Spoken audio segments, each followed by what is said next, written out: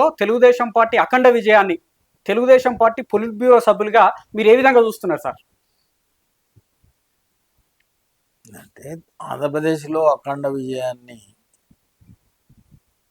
మన ఊహకు అందని విషయము. ఎందుకంటే తెలుగుదేశం పార్టీ ఎన్టీఆర్ గారు సార్ తెలంగాణలోనే స్థాపించడం జరిగింది. సార్ ఆయన ప్రాంతాలకు, కులాలకు, మతాలకు అతీతంగా ఈ పార్టీని నిర్మాణం చేసిండు. అంతేకాకుండా 1982 నుంచి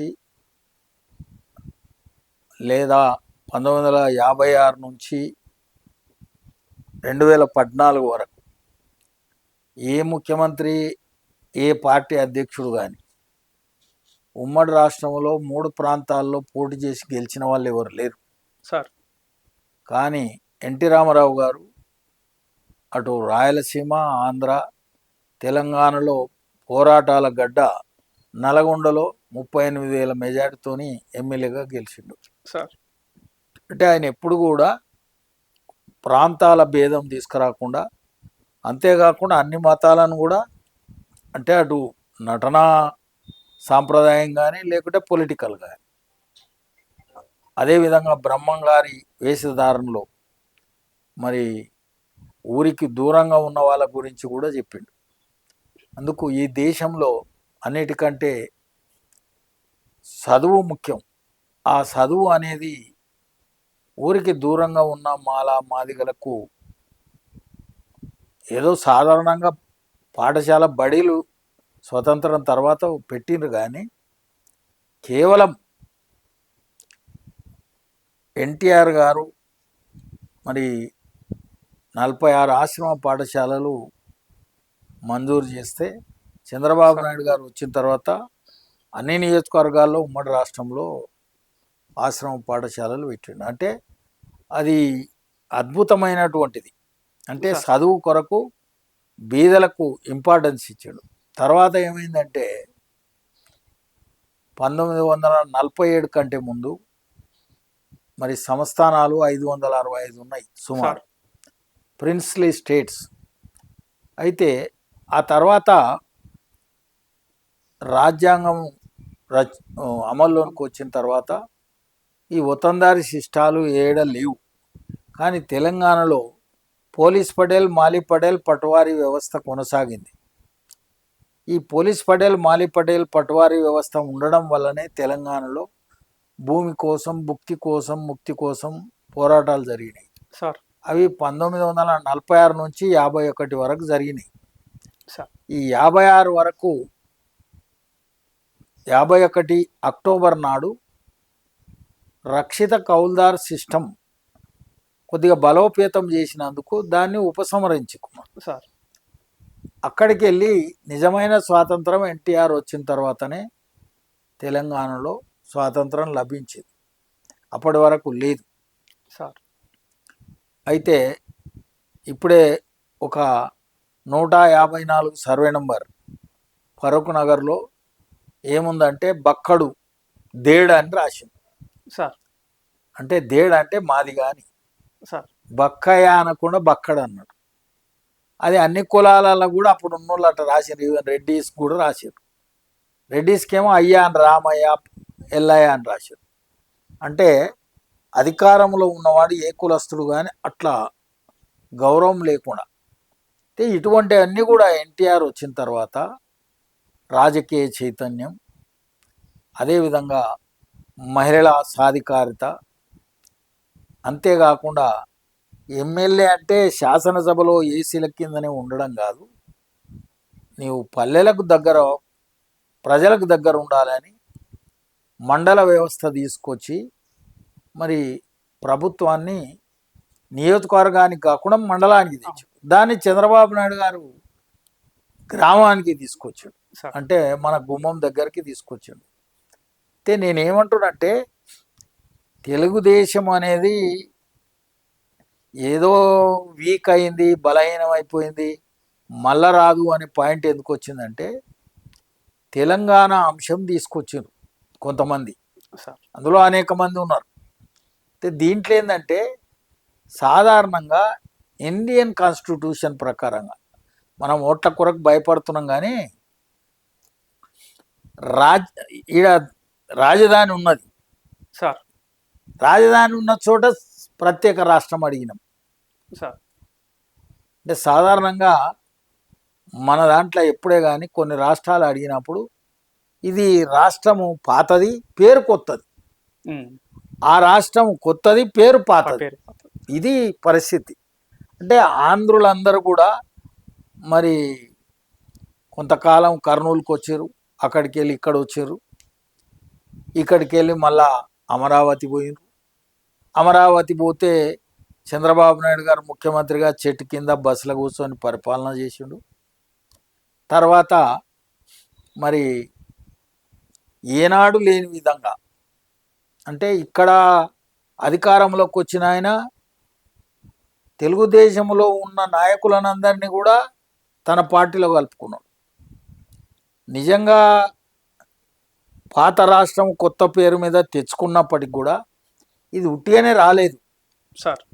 సుదీర్ఘంగా అందరి ముఖ్యమంత్రుల కంటే ఎక్కువ కాలం పాలించిన చంద్రబాబు నాయుడు కూడా ఆయన మాకు అభ్యంతరం లేదు, పంపకాలు పెద్ద మనుషుల ఒప్పందం ప్రకారంగా అందరికీ సమాన హక్కులు ఎవరికి ఎంత రావాలని అట్లా ఇచ్చి జనాభా ప్రాతిపదికన ఏదో ఒకటి చేసి ప్రేమతోని అంటే మిత్రత్వంతో సమస్యల పరిష్కరించుకోవాలనే నెపం. అంటే ఆనాడు 1951లో వినోబా భావే గారు శ్రీరామనవమి రోజు ఇక్కడ వచ్చినాడు. అంటే సర్వేదయ సమ్మేళనంలో ఆయన ప్రసంగించింది కూడా అదే. మిత్రత్వము చేత మనం సమస్యల పరిష్కారం చేసుకోవాలి. అప్పుడు మన అవసరాలను మనమే తీర్చుకునే ప్రయత్నంలో దారిద్ర్య నివారణ కూడా జరుగుతుంది, వైషమ్యాలు ఉండవు అన్నాడు. అట్లనే చంద్రబాబు నాయుడు గారు కూడా ఇవాళ ముఖ్యమంత్రిగా, ఎమ్మెల్యేగా, ఎంపీగా ఉన్న ఆయన 5 ఏళ్ళు అయిపోయినాక దాన్ని విడవాలంటే బాధ కలుగుతుంది. ఆయన అట్లా బాధపడలే చంద్రబాబు నాయుడు గారు. ప్రజల అభీష్టం మేరకు మాకు కూడా అభ్యంతరం లేదు, మీరు పంపకాలు సమాన ఉత్తమమైన స్థితిలో పంచి తెలంగాణ ఇవ్వచ్చు అన్నాడు సార్. అంటే ఇది చాలా ధైర్యంతో కూడుకున్నటువంటిది. ఆనాడు అన్ని ప్రాంతాలు తెలుగు మాట్లాడే ప్రజలందరూ ఒకదానికి రావాలంటే బూరుగుల రామకృష్ణారావు తన పదవిని వదులుకున్నాడు సార్. చంద్రబాబు నాయుడు గారు 2 రాష్ట్రాల్లో పెద్ద మనిషిగా ముఖ్యమంత్రిగా ఉన్న ఆయన సగాని కొరకు కూడా ఒప్పుకున్నాడు. ఎందుకు? తెలంగాణలో ఉన్న ప్రజల కొరకు. ఆయనను ఇక్కడ అధికారంలో ఉన్న ఆనాటి పార్టీ బీఆర్ఎస్ అది ఎన్నో విధాలుగా మనం ఊహించని విధంగా ప్రసంగాలు చేశారు. రాయలసీమను రతనాల సీమ అన్నారు. జగన్మోహన్ రెడ్డితో ఫ్రెండ్షిప్లో అలాయ్ బలాయ్ తీసుకున్నారు. ఇప్పుడున్న ఏం భవన్, ప్రజాభవన్లో. అయితే నేనేమంటున్నంటే తెలంగాణ అనేది తిరుపతిలో ఉన్న శాసనాల ప్రకారంగా ఇప్పుడు కులీ కుతుబ్ షా, తానిషా కాలంలో మన సైన్యం కూడా తిరుపతిలో ఉన్నది సార్. తిరుపతి వేరు కాదు, గోల్కొండ వేరు కాదు. అయితే చంద్రగిరి వేరు కాదు, హైదరాబాద్ వేరు కాదు సార్. ఆనాడు ఎవరు ధైర్యం చేసి పోరాటాలు చేసుకొని ఆయన జెండెత్తిండు. శివాజీ గారు కూడా హైదరాబాద్ వచ్చిండు. హైదరాబాద్ నుంచి తానిషా సహాయం తీసుకొనే మరి నార్త్ ఆర్కాడ్ జిల్లా వరకు అన్నీ తన వశం చేసుకున్నాడు. అందుకొరకు నేనేమంటున్నంటే చంద్రబాబు నాయుడు గారి కృషి ఫలితమే మొన్న జరిగినటువంటి గెలుపు. ఎందుకంటే ఒక కుటుంబంలో ఉన్నటువంటి అంటే రాజకీయంగా సభలో మాట్లాడవలసిన ఆవశ్యకత లేని వాళ్ళ పేర్లు తీసుకొని మరి జగన్మోహన్ రెడ్డి శాసనసభ్యులు అసాధారణ స్థాయిలో విమర్శలు చేశారు. అవును. ఆ విమర్శలు ఎట్లా వాటిని ఏ కాలాన్ని పోలి ఉన్నాయంటే భీష్ముని కాలములో దుర్యోధనుడి సలహా మేరకు వాడి తమ్ముడు ప్రవర్తించిన తీరు ఉన్నది. సార్ అందుకే చంద్రబాబు నాయుడు గారు ఏం చేసిండు, ఆనాడు భీముడు దుర్యోధనుడి మీద దుశ్శాసనుడి మీద ఒక ప్రతిజ్ఞ చేశాడు. సార్ ఆ కాలానికి అంటే అది ద్వాపర యుగానికి సంబంధించిన మేరకు ఆయన ప్రతిజ్ఞ చేశాడు. భారత రాజ్యాంగం డాక్టర్ బాబాసాహెబ్ అంబేద్కర్ గారు రాసించిన రాజ్యాంగం ప్రకారంగా మహాత్మా గాంధీ సిద్ధాంతాలతోని ఈ కౌరవ సభలో నేను అడుగుపెట్టను, నేను మళ్ళా ముఖ్యమంత్రిగానే ఈ సభలోనికి వస్తా అన్నాడు. సార్ ఇది ప్రజాస్వామ్యయుతంగా. అందుకు 52 రోజులు సంబంధం లేని అంటే శాసనసభలో మరి అన్ని పార్టీల వాళ్ళు కలిసి లేక ఉన్న వాళ్ళ కొరకు క్యాబినెట్ ఆమోదం తెలిపినటువంటి సమస్య మీద ఆయన 52 రోజులు లోపల పెట్టారు. ఈ 52 రోజుల పెట్టినటువంటి ఈ ఏదైతే అరెస్ట్ ఉందో దానికి తెలంగాణ లేదు, హైదరాబాదు, కర్ణాటక కాదు, ప్రపంచంలో ఉన్న దేశాల్లో ఉన్న తెలుగు వాళ్ళు కానీ అభిమానులు అందరూ కూడా అది తప్పు అని నిరసన వ్యక్తం చేశారు, ఊహించని విధంగా. అప్పుడు ఏమైంది, కొంతమంది ప్రాణాలు కోల్పోయారు చంద్రబాబు నాయుడు గారి మీద ఉన్న ప్రేమతోని. అప్పుడు వాళ్ళ కొరకు ఏం చేసింది మేడం భువనేశ్వరి గారు, ఆమె నిజం గెలవాలి, న్యాయం గెలవాలనే అలా పరామర్శలో భాగంగా ఆమె ప్రయాణం చేశారు. లోకేష్ గారు మరి ఆయన యువగలం పాదయాత్ర పెట్టడం, ఈ విధంగా అందరూ కుటుంబంలో ఉన్న వాళ్ళందరూ కూడా మరి ప్రజాస్వామ్యాన్ని కాపాడాలి. అధర్మం ప్రబలినప్పుడు మనము మౌనం వహిస్తే ప్రమాదం అవుతుంది. భీష్ముడు ఆనాడు తల్లికిచ్చిన మాట వల్ల మౌనం వహిస్తే వంశనాశనమైంది. అట్లా కాకుండా మరి అందరూ కష్టపడి పనిచేసారు. మరి అటు బీజేపీ కానీ ఇటు జనసేన అందరూ కూడా సంయుక్తంగా కృషి చేయడం వల్ల మరి ఊహించని విధంగా 165 వచ్చినాయి, 135 తెలుగుదేశానికి వచ్చినాయి. అయితే ఇది ఏంటంటే తెలుగుదేశం రేపు తెలంగాణలో అధికారం వస్తుందా రాదా అనే అంశం పక్కకెట్టాలి. తెలుగుదేశం ఒక రాజకీయ పార్టీ కాదు, ఇది ఒక స్వచ్ఛంద సంస్థ. ఇలా 27 సంవత్సరాల నుంచి ఎన్టీఆర్ ట్రస్టులో ఒక స్వచ్ఛంద సంస్థ వలనే మేడం భువనేశ్వరి గారి నాయకత్వంలో ఆమె లీడర్షిప్లో ఆ ట్రస్ట్ పనిచేస్తుంది. ఐఏఎస్, ఐపీఎస్, ఐఆర్ఎస్ ఆ విధంగా శిక్షణా శిబిరాలు నడుస్తున్నాయి. సుమారు 600-700 మంది పిల్లలు అంటే తెలంగాణలో ఉన్నటువంటి వాళ్ళు తల్లి కానీ తండ్రి కానీ లేక ఆర్థికమైనటువంటి వసతులు బాగలేని వాళ్ళు ఉంటే వాళ్ళకు చదువు ఉచితంగా ఇస్తున్నాం. మరి మొన్న కరోనా వచ్చినప్పుడు కొన్ని చోట్ల కరెంటు లేకపోవడం, ఆక్సిజన్ ఆవశ్యకత ఉన్నప్పుడు ప్రభుత్వాలు స్పందించకున్న చంద్రబాబు నాయుడు గారు ఆంధ్ర రాయలసీమలో అదేవిధంగా తెలంగాణలో మరి గూడూరులో మహబూబాబాద్ పార్లమెంట్లో 50 లక్షల ఆక్సిజన్ ప్లాంట్ ఇచ్చింది. ఈ విధంగా మరి తెలంగాణలో అయితే పాఠశాల భవనాలు, ప్రహరీ గోడలు చరిత్రలోనే లేవు. చంద్రబాబు నాయుడు గారు వచ్చినాక అంగన్వాడీ భవనాలకు, పాఠశాల భవనాలకు బ్రహ్మాండంగా ప్రహరీ గోడలు కట్టించాడు. అంతకంటే ముందుగా ఆ ఊరి పోలీస్ పటేల్, మాలి పటేల్ బలరన్ కట్టేసేది. టీచరు హాజరు వేసుకొని ఆయన ఇంటికాడ పోయి కూర్చునేది. ప్రాథమిక ఆరోగ్య కేంద్రాలలో కూడా అదే జరిగేది. మరి చంద్రబాబు నాయుడు గారు వచ్చిన తర్వాత ప్రాథమిక ఆరోగ్య కేంద్రాలు, 50 పడకల ఆసుపత్రి, 100 పడకల ఆసుపత్రి, ఈ విధంగా ఇదొక్కటే ఆరోగ్యానికి సంబంధించిన మేరకు అనేక నూతన చట్టాలు తీసుకొచ్చి మరి చదువు కొరకు చదువుల పండుగ తెచ్చి మనకు సంవత్సరానికి నెలలో ఒక పండుగ ఉంటుంది. కానీ చంద్రబాబు నాయుడు గారు చదువుల పండుగ ఒకటి పెట్టిండు. అప్పుడు నేను కూడా శాసనసభలో ఎమ్మెల్యే. సార్.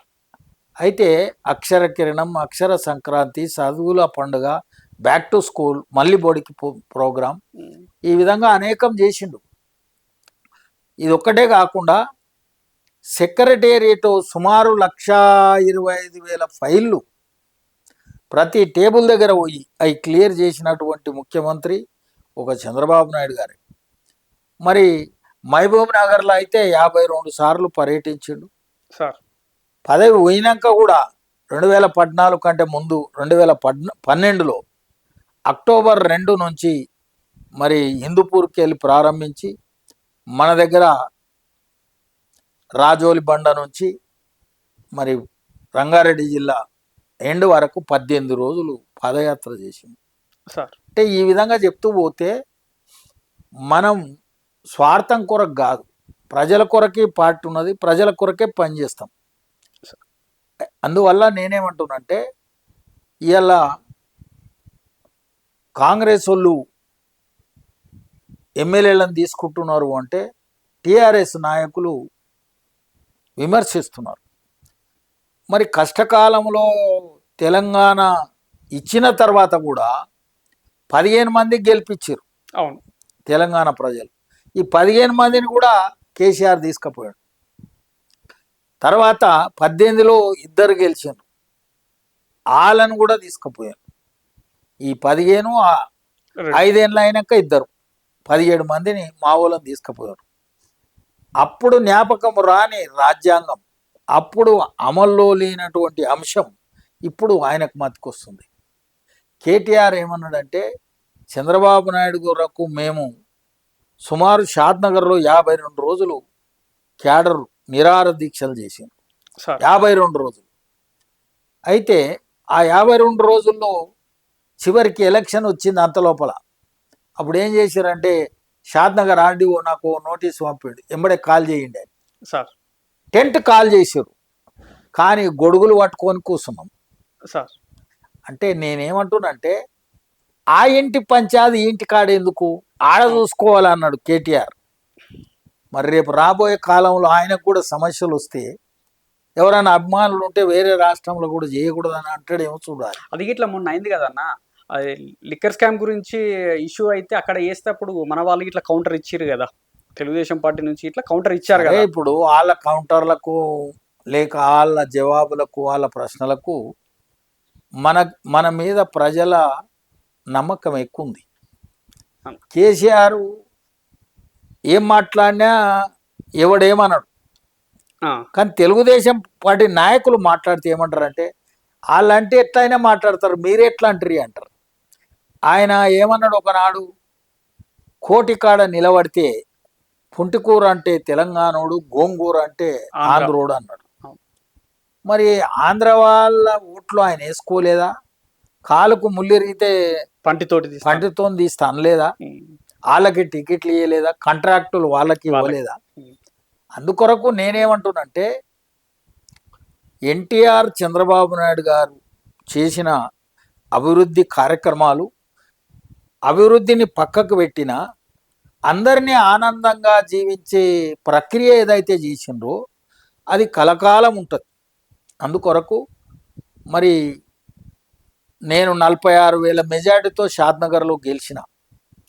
ఆంధ్ర తెలంగాణ వచ్చిన తర్వాత సార్ అంతకంటే ముందుగా 52 ఎంపీటీసీలు, 6 జడ్పీటీసీలు, 5 ఎంపీపీలు గెలిచిన నేను మొన్న ఒకసారి నిలబడితే 8 వచ్చినాయి, ఒకసారి వస్తే అసలు రాలేదు, డిపాజిట్లే పోయినాయి. అంటే ఇది సేవ చేయలేక కాదు, కులము అని, మతం అని, ప్రాంతం అనేది వచ్చినందువల్లనే వీక్ అయినాం. కాలక్రమేణా ఇప్పుడు ఈ మధ్యకాలంలో ఆ ప్రాంతాల విభేదాలు సమసిపోయినాయి. ఇప్పుడు కష్టానికే ఫలితం ఉంటుంది. తర్వాత ఒకటి ఏంటంటే తెలుగుదేశం ఉన్న నాడు అందరూ కార్యకర్తలు కానీ ఇల్లు కానీ ఏం నడిచిందంటే మెంబర్షిప్ చేయాలంటే బస్సుల సైకిల్ మీద పోయి నడుచుకుంటూ పోయి రాసుకొచ్చారు. ఇప్పుడు కాలం మారింది. ఇప్పుడు ఏమవుతుందంటే మొదలు రాజకీయ నాయకుల లోపల కరప్షన్ పోవాలి.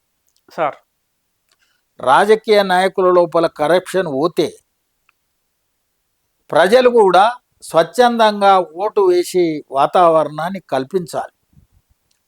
అట్లా జరిగినప్పుడు ఎవడు త్యాగం అంటే నిత్యం ప్రజల కొరకు పనిచేస్తాడు, లేదా తన స్వార్థం కొరకు పనిచేయకుండా సంపాదించుకోకుండా ఉంటాడో అప్పుడు క్రమశిక్షణ పెరుగుతుంది, ప్రజలు కూడా ఆదరిస్తారు.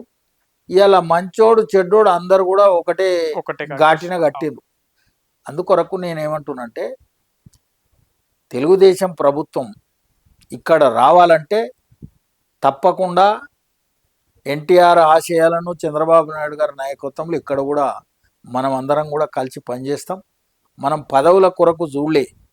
నేను దగ్గర దగ్గర 99లో బీజేపీకి పోయింది సార్. 2004లో నేను నిలబడ్డా, 10,000తో ఓడిపోయింది. మళ్ళీ ఎంపీకి నిలబడ్డా. మళ్ళీ నేను ఎప్పుడు కూడా చంద్రబాబు నాయుడు గారిని పనాలది కావాలని కోరలే. ఎందుకు కోరలేదంటే ఆయన ఈ పని చేయంటే చేసిన సార్ అంతే. మళ్ళీ నాకు ఇయ్యకపాయ అని అలిగిన దాఖలాలు మన జీవితంలో లేవు. నేనేమంటున్నంటే ఎంతమంది మారినా మనం ఒక్కడం మిగిలినా రేపు రాబోయే తరాలకి ఇది ఒక దృష్టాంతం, ఉదాహరణ కావాలి. పార్టీ మారకుండా ఉండగలగాలి, ఆ లీడర్షిప్నే నమ్మాలి అనే ఉదంతం కొరకే మనం ఈ విధంగా ఉన్నాం. అందుకొరకు ఏం అధిక ఎమ్మెల్యేనో ఎంపో ఇంకేదైనా పదవి వస్తే 5 ఏళ్ళే ఉంటుంది, మళ్ళా లేదు. మళ్ళీ అయిపోయినాక లాస్ట్కు 5వ సంవత్సరం ముగిసేటప్పుడు మళ్ళీ కలకాలు ఉంటుంది. అందుకు పదవి కొరకు ఆశించకూడదు. అది వచ్చేది వస్తుంది, పోయేది పోతుంది. ఈ సంస్థను కాపాడనికే మనిషి పనిచేస్తే తప్పకుండా. ఇప్పుడు చంద్రబాబు నాయుడు గారికి మేము నెట్వర్క్, మాకు గ్రామంలో ఉన్న అతను నెట్వర్క్.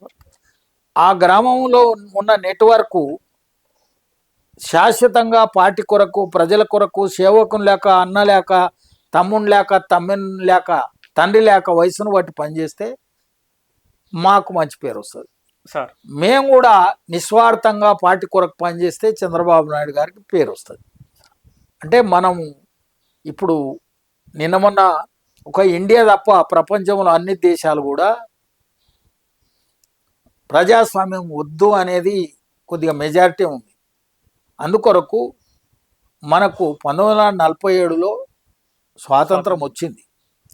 ఈ స్వాతంత్రాన్ని మంచి మార్గంలో మనం అన్ని పార్టీలు కాపాడుకోవాలి. అధికారంలో ఉన్నవాడు ప్రతిపక్షాన్ని అణగదొక్కే ప్రయత్నం చేస్తే ప్రజాస్వామ్యానికి భంగపాటు కలుగుతుంది. జగన్మోహన్ రెడ్డి గారు లోకేష్ గారిని, చంద్రబాబు నాయుడు గారిని, అసలు చరిత్రలో చంద్రబాబు నాయుడు గారిని జైల్లో పెట్టిండంటే అది మరవరానటువంటి సంఘటన. మన భాష కూడా మనం అతనికి తగ్గట్టు మాట్లాడవచ్చు, కానీ మనకు సంస్కారం అడ్డం వస్తుంది. కాబట్టి నేనేమంటున్నంటే ఆ జగన్మోహన్ రెడ్డి అసలు మరి ఒక అనేక ఏమంటారు దాన్ని అవినీతి కేసుల్లో ఇరుక్కపోయి ముఖ్యమంత్రిగా ప్రజలకు పాలన చేసిందంటే అది మన ప్రజాస్వామ్యానికి కూడా కొంత విఘాతం కలిగించినట్టు కాదు. కానీ ఎవరైనా తెలివైన వాళ్ళు, నిస్వార్థపరులు, స్వచ్ఛందంగా ఉన్న వాళ్ళందరికీ కూడా